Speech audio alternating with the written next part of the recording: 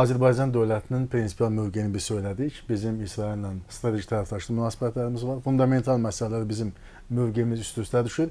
İran da bizim üçün dost dövlətdir və yəqin ki, belə bu reallıqda Azərbaycanın vasitəsilə missiyası məsələsi daha böyük aktuallıq kəsb edə bilər və daha böyük potensiala malikdir, nəinki digər dövlətlərin.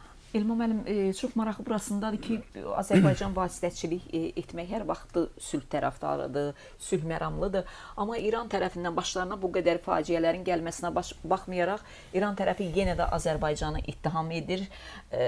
İsraillə neft satmaqda günahlandırır müəyyən o iddialarda.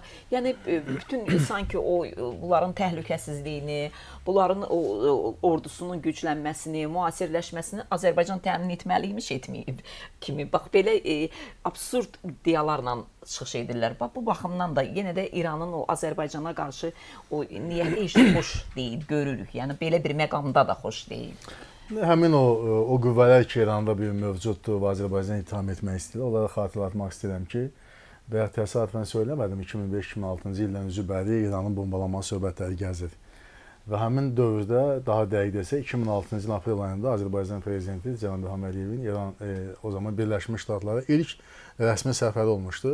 Və o zaman hətta gün deyildi, 6-cı gün, bazar günü, günorta saatlarında, axşam saatlarında İran bombalanacaq. Və o zaman Azərbaycan prezidenti Cənab İlham Əliyev həm Ağ Evdə, həm onun qarşısına keçirdiyi brifinqdə bəyan etdi ki, heç bir halda Azərbaycan ərazisindən İrana qarşı hərbi güc tətbiqinə biz icazə verməyəcəyik. Bəli.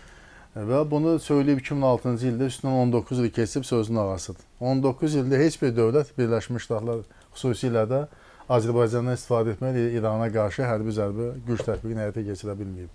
Bu Azərbaycanın prinsipial mövqeyidir, dostluq, qardaşlıq münasibətlərinin sədaqətinin ifadəsidir və eyni zamanda 40 milyonlu soydaşımızın taleyinə nə dərəcədə həssas yanaşmanın ifadəsidir. Bunun biz təzyiqlərini görmüşük. Birləşmiş Ştatlar bizə çox saylı təzyiqlər mexanizmini işə salıb. Bunun əsas səbəblərindən biri də bizim İranla bağlı tutduğumuz məlum mövqeyidir. Və hesab edirəm ki, bunu heç zaman yaddan çıxarmasınlar, bu həqiqəti. İndi də Azərbaycan İrana qarşı heç bir sanksiyalar qoşulmur. İrana qarşı Qərbin tətbiq etdiyi bu proseslərdə yer almayıb və biz mövqeyimiz də o olub ki, biz istəyirik ki, bu münaqişə, bu müharibə tezliklə öz əlini tapsın, sürətlə öz əlini tapsın. Nə qədər ki, onun miqyası genişlənməyib, nə qədər ki, qeyri-region oyunçular bu prosesə qoşulmayıb və nə qədər ki, deməli, nüvə müharibəsi təhlükəsi reallaşmayıb və həm də çox ciddi radiasiya təhlükələri reallaşmayıb. Bunu görür və Azərbaycan dövləti öz qətiyyətli və prinsipial mövqeyini ifadə edir.